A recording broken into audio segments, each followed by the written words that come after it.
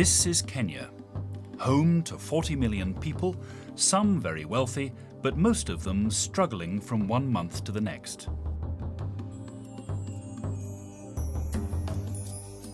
Here in the capital, Nairobi, shiny new office blocks sit cheek by jowl with slums that house millions of Kenyans. They come here from all over the country, looking for what might be a better life.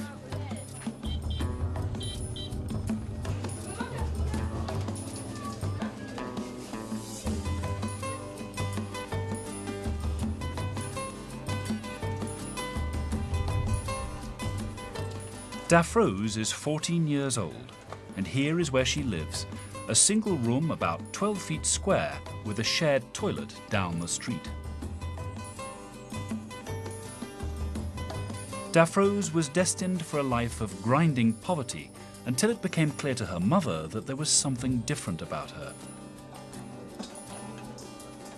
Wakati alikuwa akisomea PhD akiwa darasa la 7, ndio nilikuwa naona walimu wanasema anaweza sema mashairi, anaweza kuwa alida kwa shule. Nikaona kuna kipawa fulani ndani yake.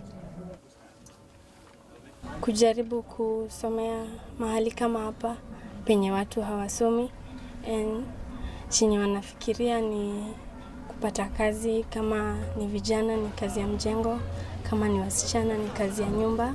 Ilikuwa ngumu, lakini niliona kwa sababu nataka kufika mbali lazima niende. Ataka hukukuwa na school fees, saa zingine nilikuwa nauza avocado za aunti yangu akitoka nazo mashambani, na ananisaidia kununua kitu kama penseli ama kitabu. Ingawaji ilikuwa ngumu, nilipoteza marafiki wengi kwa sababu ya kwenda shule. Hata kama ilikuwa ngumu, lakini nafurahia mahali penye nimefika.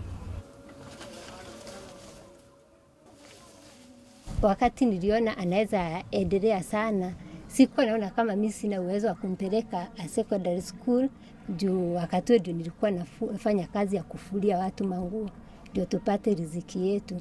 Sasa nilikuwa na shida na nilikuwa najiuliza naweza pata wapi usaidizi. Na ninauza sukuma, nyanya na vitunguu. Kama nimefua huwa napata 500, lakini sio ile unafanyia kila siku. Hata unaweza pata mtu wa kufulia mara moja kwa wiki.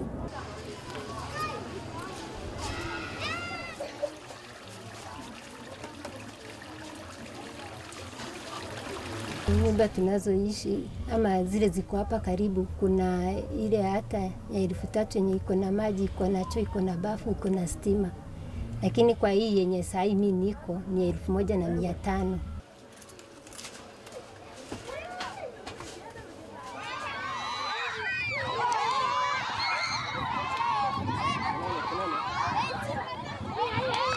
This is the story of what girls like Daphrose can achieve if only they're given the chance.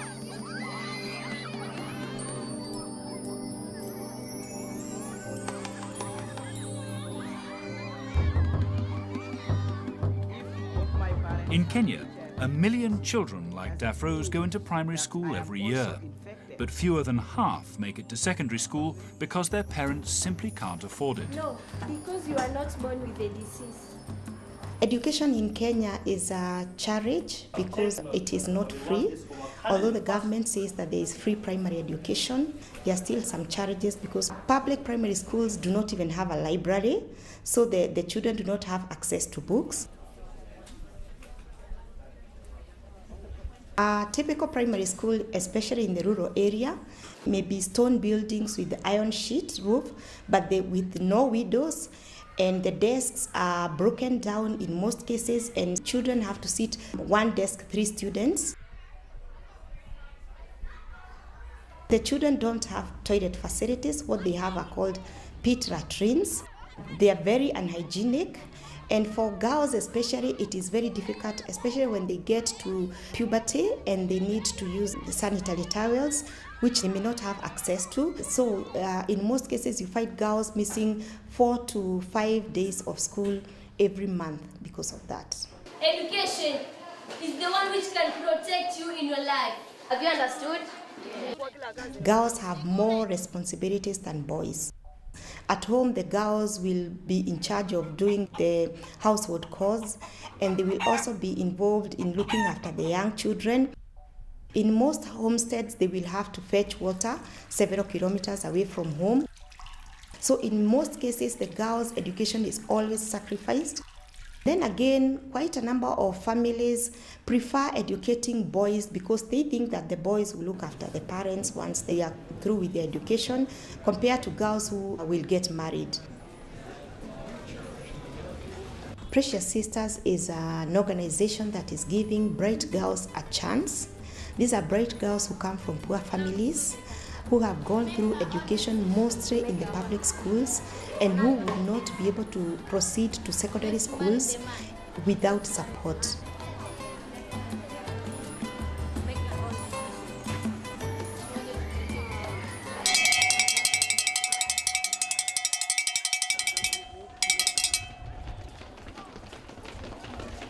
Precious Blood Kilungu is one of 3 schools that work with Precious Sisters. At the moment, 40 Precious Sisters girls are coming here. Let's pray. Oh God, through the Blessed Virgin Mary, you wanted to give your people the true consolation in Jesus Christ, your only begotten Son. Through Christ our Lord we pray. Amen.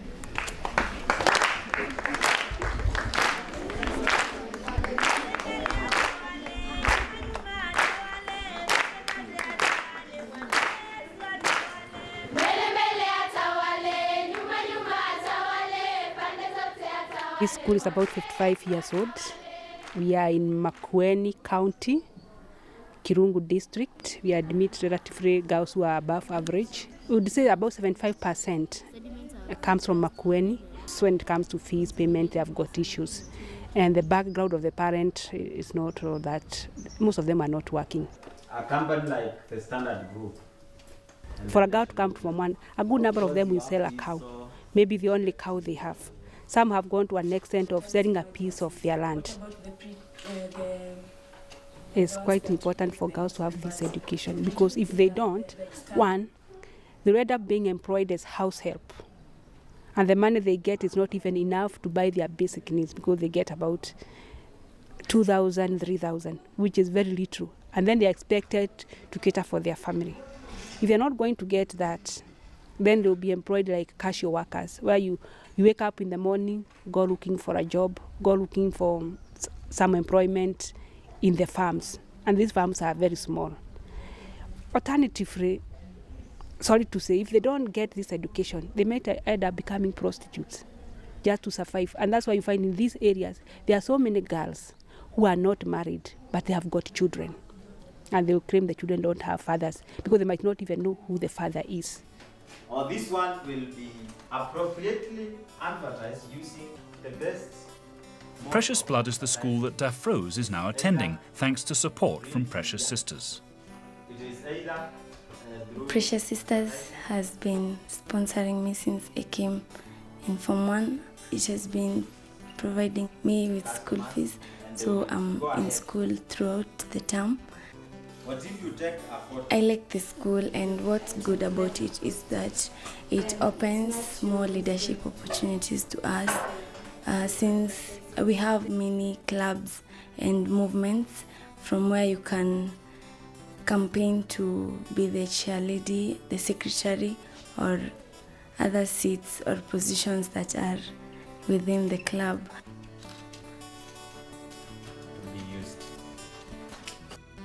As the programme manager, Anne visits the school several times every term to check on the progress of the Precious Sisters girls.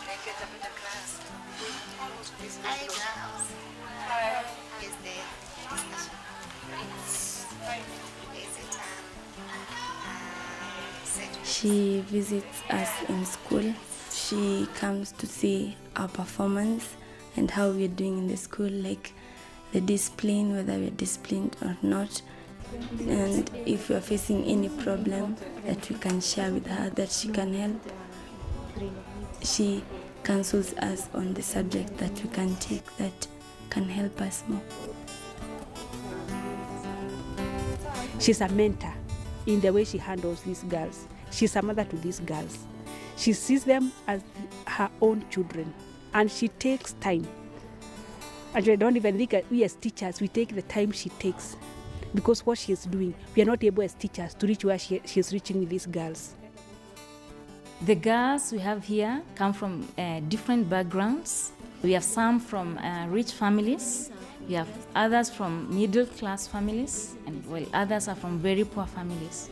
But thank God here they are offered the same food, the same accommodation, so at least that makes them to feel it's like they are all the same at the same level. The girls are up at 4:45 in the morning and classes begin at 5:30, 6 days a week. They can only watch television on Sundays, and anyone caught using a cell phone would be immediately expelled.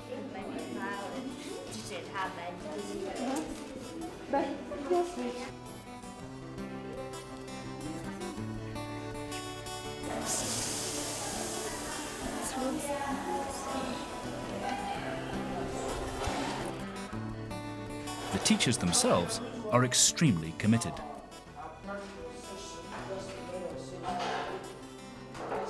The teachers here are very friendly. You can approach them at any time.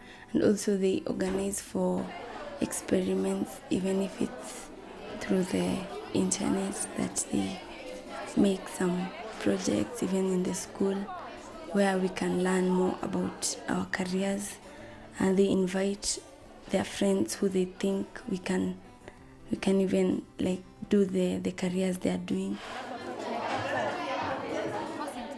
I've always wanted to be a biomedical engineer, dealing with medical equipment like the x-rays and the equipment that are used in the hospitals.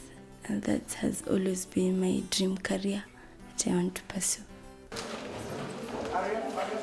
Daphros is a very intelligent girl, very hardworking, very ambitious and optimistic, very active in class. She participates in class discussions, leadership qualities, very confident in herself, having great dreams for herself.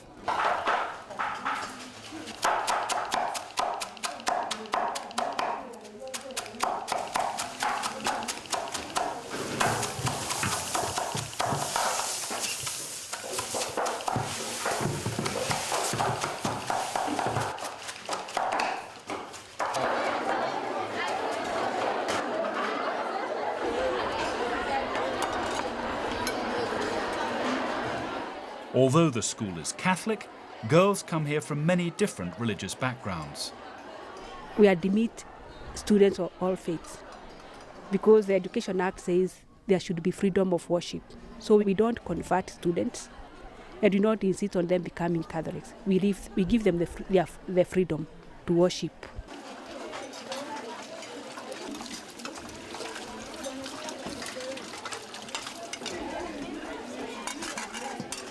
We already have 5 girls who are in American universities. So these are girls who would never have even dreamt of getting to such a university without the support of Precious Sisters. Mary Matua graduated from Precious Blood in 2009, and she is now studying at a university near Chicago.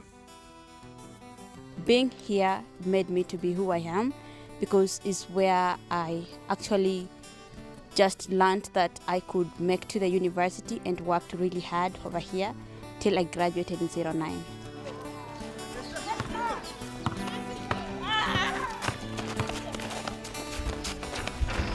I was born here in Kilungu, Makueni district, in a family of 6 kids and a family of 2 parents too, but my mom was the breadwinner of the family for like 10 years, fetching water just to take care of us. So that's how I was brought up.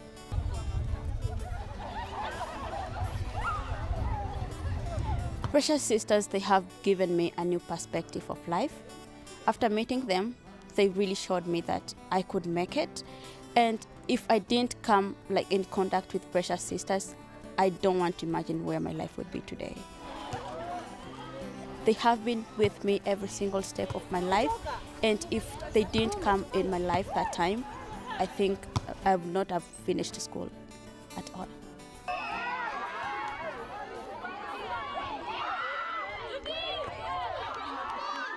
I'm planning to go to grad school to do a PhD in economics because I want to work with the developing world, because I believe that there is still more potential over here. I'm planning to work with government agencies and everything, just to make sure that the world is becoming a better place for people to live in.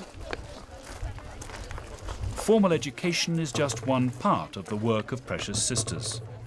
Equally important is the mentoring scheme that enables girls to interact with professional adults from all walks of life. Good morning, girls.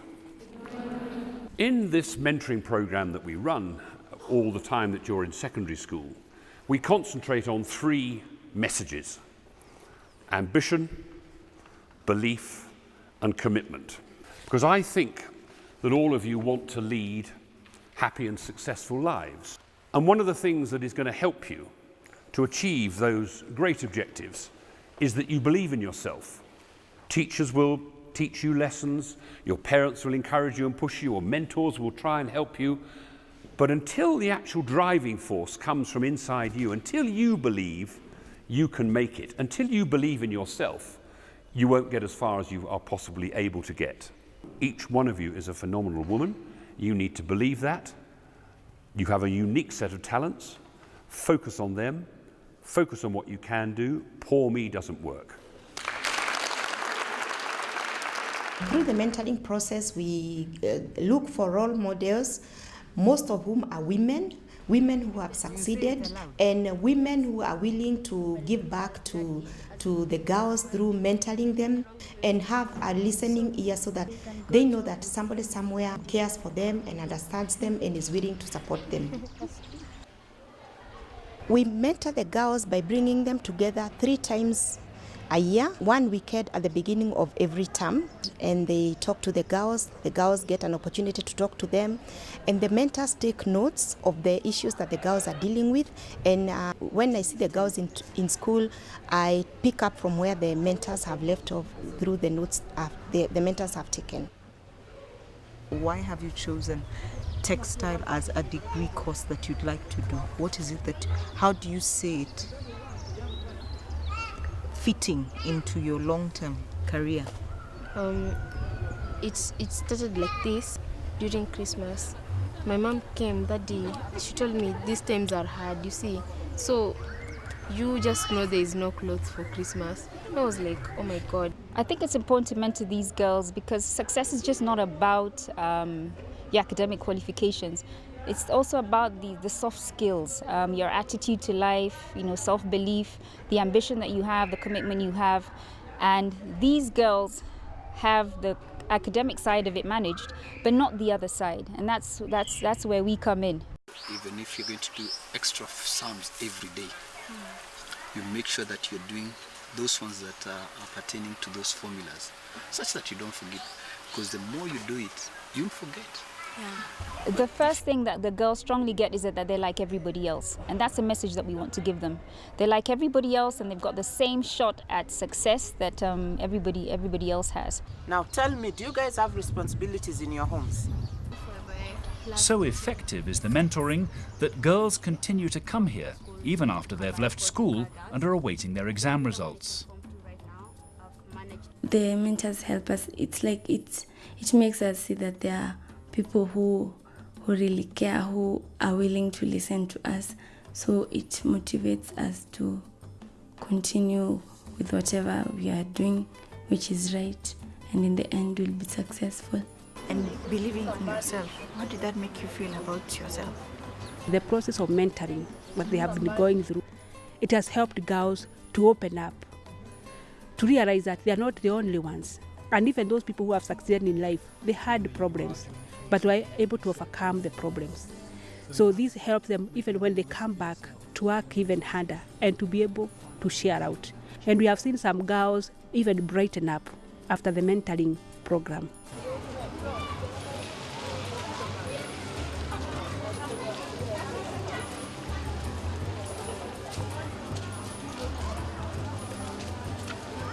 nasikia nina furaha tangu Dafros alipopata nafasi ya kwenda shuleni, kwa maana ninatarajia atakuwa na nafasi ya kuweza kunitoa kwa ile hali nakaa, aniweke kwa hali ingine. Kulingana na ile shule yako, hata matumaini yako atapata kazi nzuri yenyewe mwenyewe ataweza kujilinda nayo na aweze hata kushughulikia familia yake. I think it's good that I'm here than out there, because I know even if it's tough, I'll still be what I want to be, and they'll help mold me to become what I want to become.